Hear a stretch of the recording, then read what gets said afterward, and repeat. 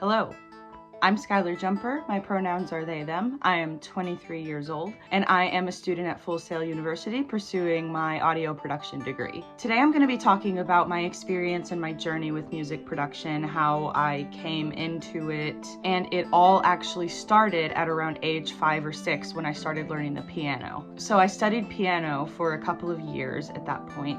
And then fast forward a few years, in middle school, I decided to join band, and I played the alto saxophone and the tenor saxophone. And then in high school, I joined chorus, mixed chorus, and that was my first ever experience with vocal training. And it was actually through that mixed chorus class that I discovered the first software I would use to make music, but I'll get to that later. And then after I graduated, I would play around with soundtrap.com, which is a browser-based digital audio workspace.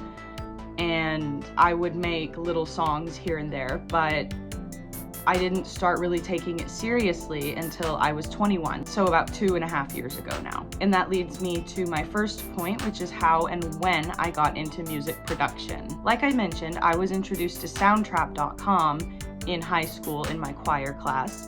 And we were given a couple of assignments to do on Soundtrap to turn in, just to teach us music theory and rhythm and things like that. And I used it somewhat outside of school, but I didn't start taking it really seriously until I was 21, like I said. And I had made tiny little songs that didn't really have any structure to them before, but my first structured song actually resulted from a breakup that I went through in the summer of 2022. And I kind of rediscovered Soundtrap in that time. As a means of distraction, at first, I started working on it and making music, but eventually I fell in love with the process. And here I am in school for it now. At the beginning, I was using just my laptop, a gaming headset for vocals and mixing and such, and my big Yamaha electronic keyboard with a USB port on it, which I connected to my laptop and to Soundtrap. The music that I used to make is not anything really like the music that I make now, not necessarily in terms of sound, but just in terms of quality and care. I pride myself in saying that I put in the work to get to where I am today. But breaking that down a little bit, I would like to talk about kind of how I started honing my skill and staying consistent with making music. So as a mentally ill musician, I struggle with depression, anxiety, ADHD, and other things. It is important for me to find the balance between not forcing myself to do something if I really, really can't due to my mental illness, and pushing myself to do things when I don't really feel like doing them. And that is kind of a difficult balance to keep. But finding that balance has really enabled me to maximize my efforts and really have a sense of efficiency when it comes to making music and creating. Another point is that I learned to take breaks from certain projects, especially long-term projects, when I needed to. And this could mean either just moving to a different project, or it could just mean taking a break as a whole for a little bit if I need it. Something really important to remember is to make music just for you, or art in general. Make it just for you, at least at first, because art is art.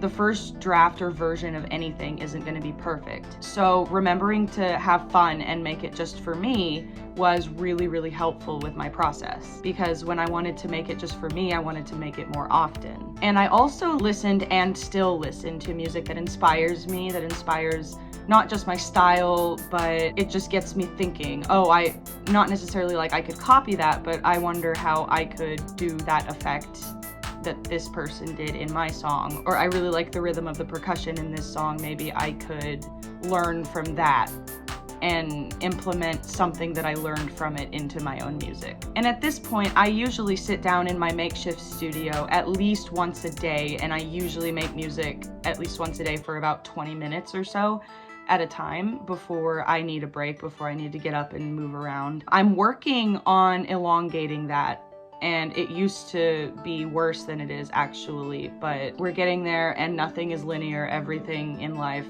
is a big wave. And now I'd like to talk about where I am now in terms of music production. I was very fortunate last summer, and one of my best friends gifted me a big PreSonus anniversary box, like a studio bundle, and it came with an audio interface, some headphones, a mic, studio monitors, and all of the wiring and cords and everything necessary. And it also came with Studio One, with a free download and registration of Studio One, which is another non-browser based digital audio workspace. So that being said, I now actually have an audio interface and can use that for mixing and mastering. And so thus I have better equipment. I have a real microphone now that I can use to record vocals with. And thus, because of the fact that I had better equipment, I was able to polish my skills more and learn more about the music making process. I touched on this a little bit before, but I know now when to take a break and focus on a different hobby or passion of mine. I'm a very multifaceted person, and I'm into creative writing, visual art, as well as music.